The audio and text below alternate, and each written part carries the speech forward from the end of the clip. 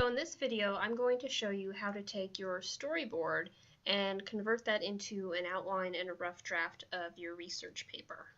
So before we start, you probably want to go onto Foxtail and print out the packet that I'm going to give you, or I would have handed it out in class, but if you go onto Foxtail, it'll be labeled as the research essay outline. So print that out and have that nearby when going through this video. So basically there's two ways to use this packet. One is to treat it like you are creating an outline and following a step-by-step process for writing your research paper. If that does not fit your writing style, if you're more of the type of writer who discovers ideas through the writing and drafting process, then I recommend putting kind of aside this outline, look over it, see kind of the sort of questions that are being asked, but set it aside, do your free writing, do your drafting as you normally would, and then come back to this at the very end as a way to sort of structure your free write and to format it and make sure you have everything correct. So you can either use this at the beginning of the drafting process or more toward the end, and how you use it is up to you. So one thing I want to go over really quick is the general outline and organization that a research paper would follow. If you're using APA format, you should have a cover page, and you can check OWL Purdue for how to format that. If you're using APA, most research papers will also have an abstract, which is a short little summary of your paper focusing on the research question, your evidence, and significance. I don't require an abstract for my research papers because they tend to be a little on the short side, but if you want to include one, you may definitely do so. All research papers should have an introduction, so this is where you would explain what your research question is, your answer, and the significance, so why this question is important to answer. One thing to note, you cannot use the wording of your TQS, so I shouldn't see anything that says, I'm working on the topic of blank because I want to find out blank so that I can help others understand blank. You need to take that idea but reword it and to put it into a sentence that doesn't sound so formulaic. Another option to put into a research paper is background. This is needed, so if there was something you feel that the reader needs to understand before you can go into your evidence, include this section in your paper. And then lastly, the body. So this is the main bulk of your paper, and for this research paper it should be probably about 3 to 4 main reasons to support your answer, and each point can be more than one paragraph. Most of the times they're 1 to 2 paragraphs for this type of paper. And then lastly, you have the significance, or like the conclusion of your paper.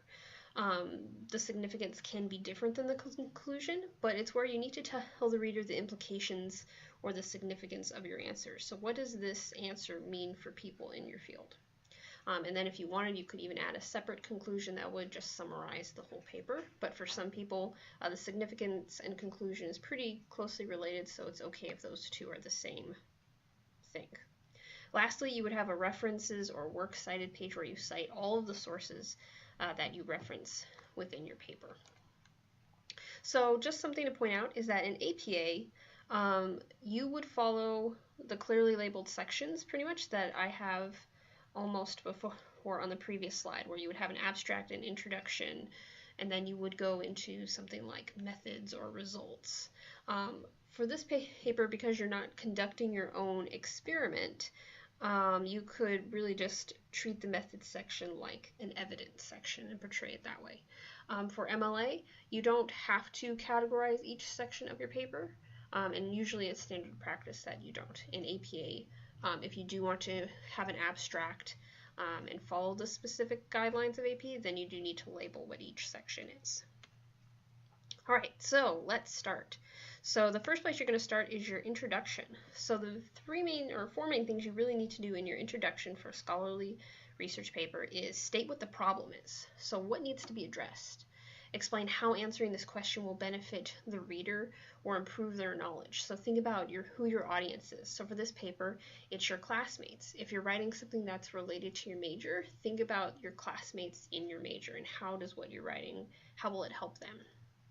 The third thing, how do you plan to answer this question in your paper? So basically your thesis statement.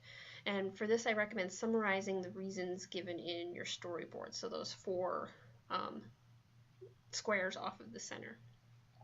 And then lastly, and most importantly, answer your research question. This should not be a mystery to where I'm waiting to the very end for the big ta-da reveal.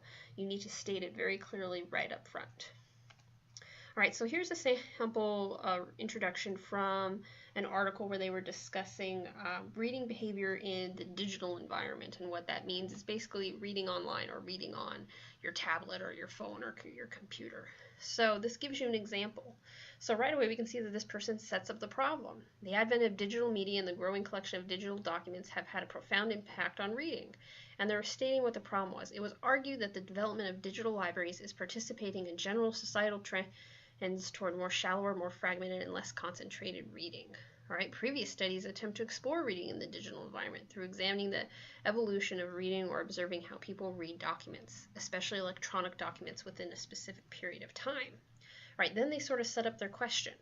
The goal of this study is to explore reading in the digital environment from a different perspective. Instead of observing how people read electronic documents, this study attempts to investigate reading behavior in the digital environment by analyzing how people's reading behavior has changed over the past 10 years.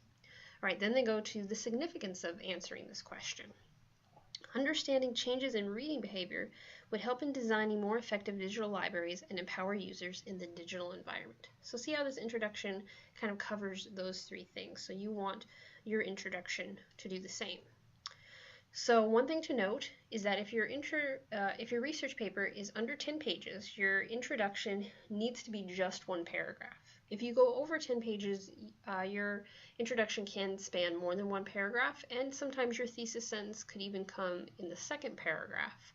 But for such a short paper that we have here, the thesis needs to be in the first paragraph, usually toward the end. All right, so here's what I would do for your introduction. Answer these questions to help you get writing. What problem is my research question trying to answer? How does answering this question benefit those in my field? How I plan to answer this question, so how do you plan to answer it?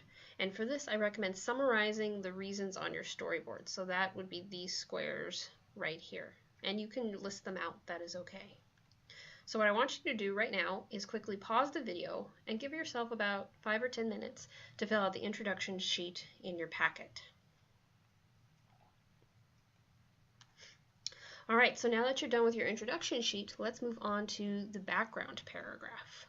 So this is an optional paragraph. Not everyone needs this, but some questions to ask yourself to help you determine if you need it are, was there anything I had to research or look up in order to understand my sources, or what my research question was, or just why I was asking this question? Maybe do you need to explain the source of the problem in a little more detail? Maybe it's not clearly or widely known. What were limitations of previous research? So maybe you're taking the research in a new direction. You found out, hey, they're all talking about this subject in this way, and I'm going off in this direction, and I want to explain what I think the limitations were of the old way. Terminology and definitions. If there's stuff that wouldn't be common knowledge to your reader, maybe take some time and define it. Only do this if you think there's a whole lot of it and that it would slow down the reader if you were to try to incorporate it as you went. How something works. Again, if there's something complex that you need to tell your reader right up front. And sometimes we realize we need a background paragraph more toward the end of writing our draft. As we're going through and writing things, we realize we need to go back and explain them more. So this can be a paragraph that you can hold off on until towards the end of your writing process. So again, take a few minutes, try to fill out the background sheet if you think you need it, and come back when you are done. All right, so now we're getting to the body of your paper, and this is the big bulk of what you're doing. So you want to pretend, especially with the body of your paper, that you're giving your reader guidelines for where they should look with your information.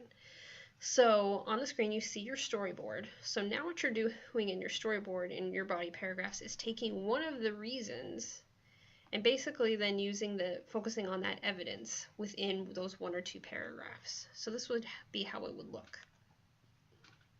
So if we're following the meal plan again, so if you remember I went over this in class, it's a great way to structure a body paragraph. For your main idea, take one of those reasons from your storyboard and make this your abstract idea. It's the main idea of your paragraph. and make sure you introduce this with a clear topic sentence. Then give evidence. Give the details that you put here in your storyboard to support this abstract idea.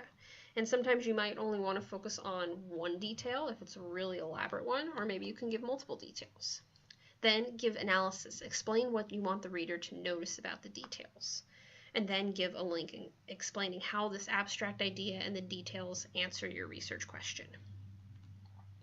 All right, so another source I want to point you to on Foxtail is a document called Summary, Paraphrase, and Quote Table. So basically, I want you to be aware that direct quoting is used mostly in the humanities, so like English or history, religion, and that the sciences and social sciences very rarely use direct quotes. They mostly rely on summarizing and paraphrasing. And even some of your teachers, I believe Sue O'Donnell is one of them, she does not allow direct quotes in her APA research papers. So be aware of this, that depending on what field you're researching in and what format you're using, that you might use quotes or summarizing, paraphrasing more than the other. So here's an example of how we could take multiple sources and multiple pieces of information and put them together in one paragraph. So this is from the same study that we read the introduction on about digital information. Okay, so with the growing amount of digital information available and the increasing amount of time that people spend reading electronic media, the digital environment has begun to affect people's reading behavior. A number of scholars argue, so there's the introduction to their information, that the arrival of digital media together with the fragmentary nature of hypertext is threatening sustained reading. And then notice all the studies that they cite. They cite two of them right there, Haley 1990 and Burkert's 1994. So that means both of those sources agreed on this statement, and that's a very short condensed summary of the two sources.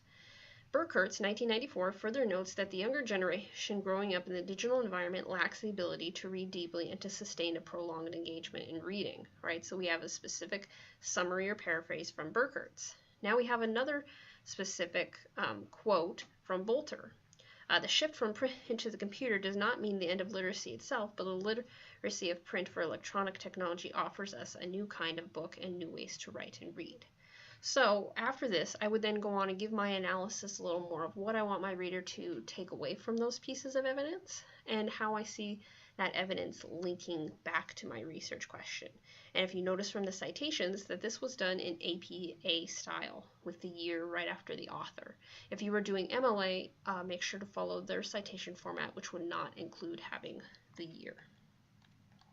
All right, so here's some questions to help you with analysis. So if we were to look back at the previous slide in this, these would be the questions I would ask to help me figure out what do I want my reader to take away from those examples or from those quotes. What information is important for the reader to know from this example? What information in this example do you want the reader to notice? So if you're stuck on how to explain your evidence, if it seems so clear-cut and dry to you and self-explanatory, ask yourself these questions, because remember, most of the time, your evidence is not as clear to you as it's going to be to your reader, and you have to explain it. All right, so organization. So in your packet, you'll see that you have at least 3 sheets of paper to fill out for the reasons for why you think your research answer is correct. You can organize these however you want. Some common ways to do it is just chronologically, especially if it follows a time period, part by part. So for some research papers, it doesn't maybe matter the order. You can go from simple ideas to more complex ideas.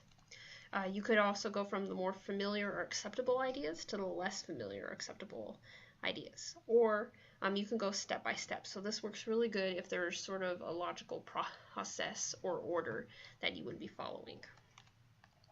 All right, one last note I want to give you guys is to expect leftovers with your notes. Researchers never use all of their notes. In fact, if you do, it means you didn't research enough, because you need to be researching enough to where your sources start to repeat themselves a little bit and you have some repetitiveness that shows that the information you're getting is accurate and it has been verified. So you can expect that anywhere from 25 to 50% of the notes you took will not make it into your paper. And that's okay. You didn't waste time. You weren't doing it ineffectively. That's actually a sign that you're a good researcher. So take a few minutes. I would give yourself about 10 to 20 minutes. Pause the video. Go write the body of your research paper. All right, so now we're at the very end, the conclusion. This is the final destination for your reader. So basically, the conclusion should focus on summarizing your whole research while incorporating your reasons to remind the reader, and now for kind of the first or second time, really addressing your significance. So this should have been hinted at in your introduction. Now you're really going to elaborate on it. So ask yourself these questions. Why would your peers or your fellow students, specifically maybe in your major or those who have an interest in this topic, why would they care about the answer to your question? So here's some questions to ask yourself to help you develop a significance. How does your answer apply to the real world? So once you leave college, how will knowing this affect them? How does your answer contribute to current understanding or knowledge? What solution is your answer providing? How will this answer benefit your audience, the people who have an interest in this topic? Okay, so here's some formats that you can use. What does blank mean for future practice in my field? How does blank knowledge change the way people think or behave? What further research needs to be done on blank?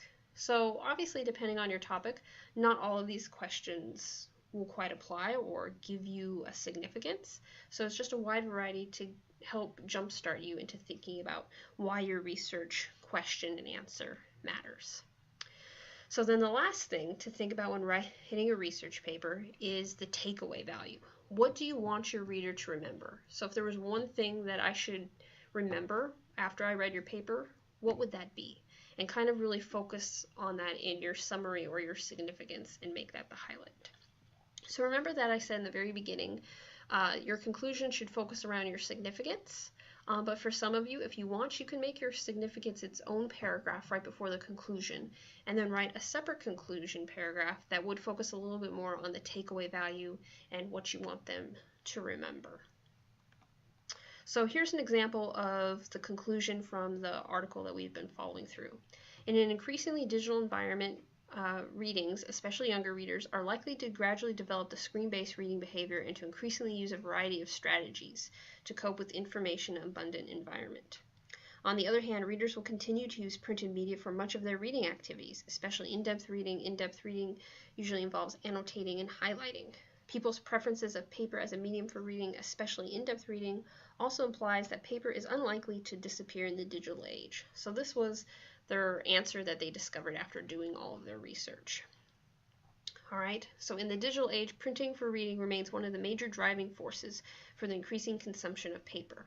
Now they're going into the significance, so establishing maybe what needs to be done next.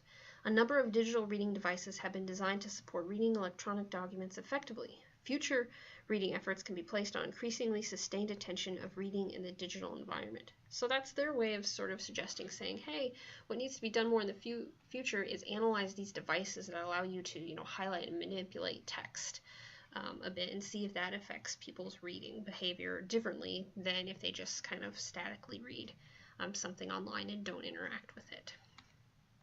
All right, so that is the conclusion of this video. If you have any questions, please email me and I will be happy to help.